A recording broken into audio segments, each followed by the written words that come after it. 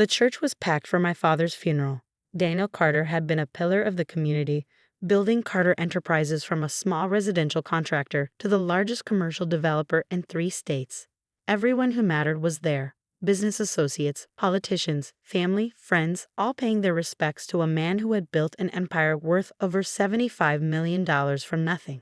I stood quietly near the casket, accepting condolences with my sister, Emily. We had both dropped everything to come home when Dad had his heart attack, but we'd arrived too late to say goodbye. Emily had flown in from her surgical residency in Boston, while I'd left my architectural firm in New York. We'd always been close, united by our shared grief after Mom died when we were teenagers and now at the loss of our father. "How are you holding up, Sarah?" Emily whispered as another group of mourners moved past. "I'm managing," I replied, though the truth was I felt numb. Dad and I had always been close.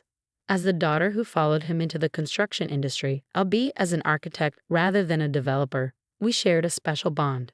Emily squeezed my hand as our cousin Andrew approached, his wife, Claire, at his side. Andrew was Uncle Richard's son, and he'd been working at Carter Enterprises since college. While Emily and I had pursued our own paths, Andrew had positioned himself as Dad's right hand and apparent successor. Sarah, Emily, Andrew embraced us with practiced sympathy. "Your father was like a second father to me. This is devastating for all of us." There was something performative about his grief that set my teeth on edge, but I pushed the feeling aside. This wasn't the time. "Thank you for handling the arrangements," I said. Dad had suffered his heart attack at the office, and Andrew had taken charge of everything while Emily and I were traveling home. Of course, Andrew nodded solemnly. Daniel would have expected nothing less. In fact, he'd been preparing me to take over more responsibilities. We'd been discussing my eventually taking the CEO position. I blinked in surprise. This was the first I'd heard of any succession plan favoring Andrew. Dad had always been tight-lipped about his business decisions, but this seemed like something he would have mentioned. "I'm sure we'll all have time to discuss the company after we've had a chance to grieve," Emily interjected smoothly, ever the diplomat. Andrew's expression hardened slightly. "Actually, there are some matters that can't wait. I've scheduled a family meeting at the house after the reception. The lawyers will be there." After the burial, mourners gathered at my father's sprawling Victorian home on Lakeview Drive. The house where Emily and I had grown up was now filled with visitors eating catered food and sharing stories about Dad. I moved through the rooms in a daze, accepting condolences and trying to process that he was really gone. "Sarah," a familiar voice pulled me from my thoughts. I turned to see David Miller, Dad's longtime friend and the architect who had first inspired my career choice. "David, thank you for coming." We embraced, and I felt tears threatening again. David had been a fixture in our lives, almost family. "Daniel was so proud of you," he said, his voice gentle. "He told everyone about your New York firm and the awards you've won." I smiled through my tears. We were working on a project together, actually, a community center downtown. Dad was providing the land and financing, and I was designing it. David looked surprised. "I hadn't heard about that." "We were keeping it quiet until the plans were finalized. Dad wanted it to be his legacy project: affordable housing, community spaces, a medical clinic. We were going to break ground next spring." Before David could respond, Andrew appeared, announcing that the family meeting would begin in Dad's study. I excused myself and made my way through the house. Finding Emily already seated in one of the leather chairs facing Dad's massive oak desk. Andrew had positioned himself in Dad's chair, with Claire standing beside him. 2 men in suits, lawyers presumably, stood nearby. "Now that we're all here," Andrew began once I'd taken a seat, "we can address some urgent matters. As you know, Daniel was the sole owner of Carter Enterprises and all its subsidiaries. With his unexpected passing, there are decisions that need to be made immediately to ensure business continuity." One of the lawyers stepped forward. "I'm Thomas Harris, corporate counsel for Carter Enterprises. In the absence of a formally executed will—" "Wait," I interrupted. "What do you mean, absence of a will?" Dad definitely had a will. He updated it every few years. Andrew cleared his throat. "Unfortunately, there was an accident last week. Daniel had his estate documents out for review, and there was a fire in the fireplace. A draft caught some papers. The will was destroyed." I stared at him in disbelief. And there were no copies with the lawyers or anywhere else. Your father preferred to keep his personal affairs private, Harris explained. He kept the original in his home safe. We were scheduled to review it this coming week, but Emily leaned forward. This doesn't make sense. Dad was meticulous about everything, especially legal matters. Grief can be disorienting, Andrew said with practiced sympathy. The important thing now is to establish interim leadership for the company. As the senior executive and Daniel's closest male relative, I'm prepared to step in as acting CEO until more permanent arrangements can be made. The second lawyer distributed folders. We've prepared these interim management agreements. Essentially, they authorize Andrew to manage all Carter family assets and business interests while the estate is settled. Without a will, this process could take some time. I opened the folder and skimmed the document, my suspicion growing with every paragraph. The agreement would effectively give Andrew complete control over Dad's entire estate, the company, properties, investments, everything. And if we don't sign? Emily asked, always direct. Andrew's smile tightened. Without clear authority, the company could face operational paralysis. Projects would stall, contracts could be jeopardized, and the value of the estate, your inheritance, could be significantly diminished. I closed the folder. We need time to review this with our own lawyers. Of course, Andrew nodded magnanimously, but I should mention that there are several major deals in progress that require immediate attention. Any delay could be costly. We'll have our answer tomorrow, I said firmly. For now, I think we've had enough business talk for a funeral day. As the meeting broke up, I caught Harris giving Andrew a subtle nod. Something wasn't right, and I needed to find out what before signing anything. That evening, after most of the mourners had left, Emily and I sat in the kitchen of our childhood home, trying to make sense of the day's events. There's no way Dad's will just happen to burn up right before he died, Emily said, expressing exactly what I'd been thinking. And there's no way he didn't have copies, I added. Andrew is lying. Emily rubbed her temples. But why? Dad treated Andrew like a son. He was already going to inherit something substantial. I thought about Andrew's ambition, how he'd always wanted to be seen as Dad's successor. Maybe substantial wasn't enough.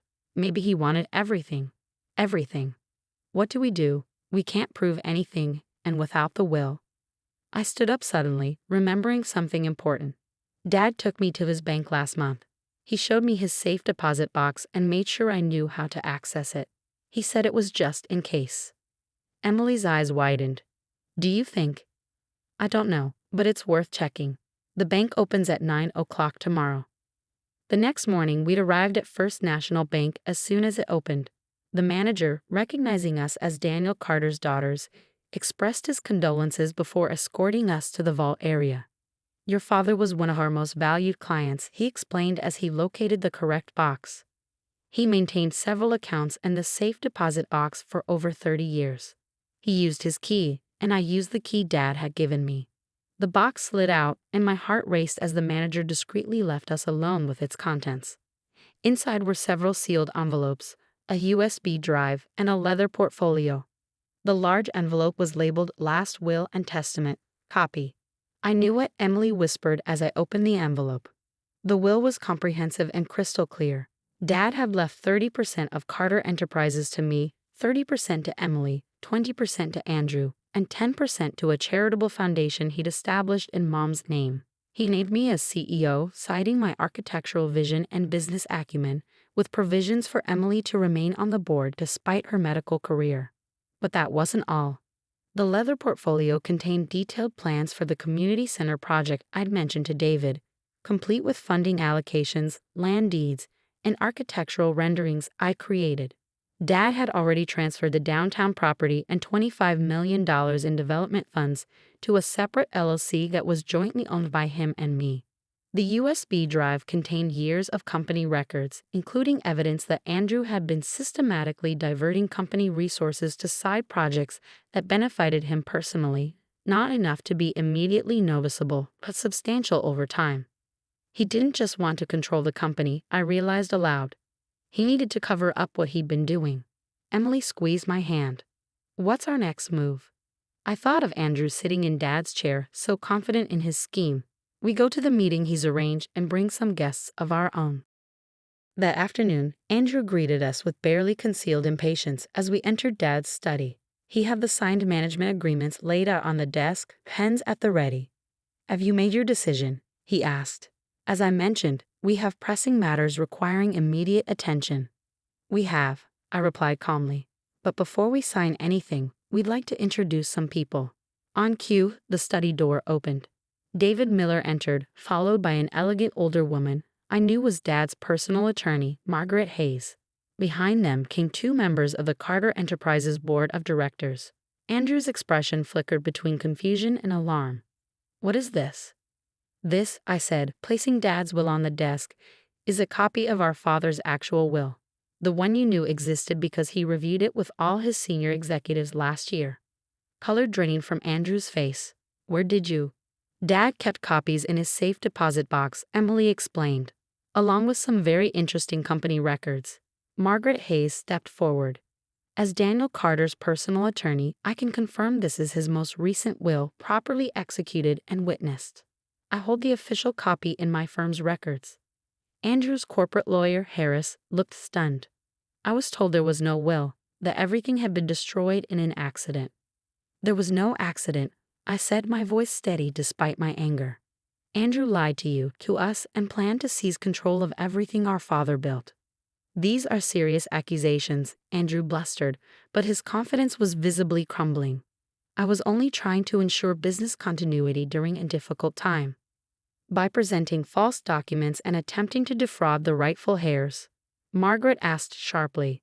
"That's not continuity, that's criminal." One of the board members, Janet Foster, spoke up. "The board will need to address this immediately. Andrew's actions represent a serious breach of fiduciary duty." Andrew looked desperately around the room, finding no allies. "This is a misunderstanding. I was only acting in the family's best interests." "And the funds you diverted to Pinnacle Ventures?" I asked, referencing information from the USB drive. "Was that in the family's best interest too?" His face went completely white. "How did you?" "Dad knew," Emily said quietly. "He was gathering evidence. That's probably why he made sure we could access the safe deposit box." For the next hour, the true extent of Andrew's betrayal unfolded. He'd not only planned to hijack the entire company but had been embezzling funds for years. Dad had suspected but had been gathering concrete proof before confronting him. As the meeting concluded, Andrew and Claire were escorted from the property by security. The board members called an emergency session, and Margaret began the formal process of executing Dad's will. Left alone in the study with Emily, I finally let my guard down. I can't believe he would do this. Dad trusted him. Emily put her arm around me. Dad also protected against it. He made sure we had what we needed to expose the truth. I nodded, glancing around the study that held so many memories. My eyes fell on the architectural plans for the community center, Dad's legacy project, now my responsibility to complete. "What will you do about the CEO position?" Emily asked. "Dad named you in the will, but you have your own firm in New York." I traced my fingers over the community center designs. "I think it's time to come home. Dad built something important here. He trusted me to carry it forward." 1 month later, I stood on the vacant downtown lot where the Carter Community Center would soon rise. Construction equipment was already in place for the groundbreaking ceremony scheduled for the following day. The project had expanded to include not just affordable housing and a medical clinic, but also an educational center for construction and architectural training for underprivileged youth. Andrew had been removed from the company and was facing criminal charges for embezzlement. He and Claire had left town, their carefully crafted social standing in ruins. Emily had returned to Boston but planned to split her time between her medical career and her board responsibilities. We discovered that Dad had been quietly funding a medical research initiative in Mom's name at Emily's hospital, another piece of his legacy neither of us had known about. As the sun began to set over the city skyline, I felt a sense of peace washing over me. Dad had prepared us better than we'd ever known, not just with assets and legal protections, but with the values and skills to continue what he'd started. "We're ready for tomorrow's ceremony, Miss Carter," my project manager called from across the lot. "Thank you, Mark," I replied, taking one last look at the empty space that would soon transform into Dad's final gift to the community. In my pocket was the key to Dad's safe deposit box, A reminder that sometimes the most important inheritances aren't just what's visible to others, but the foresight, wisdom, and love that remain long after someone is gone.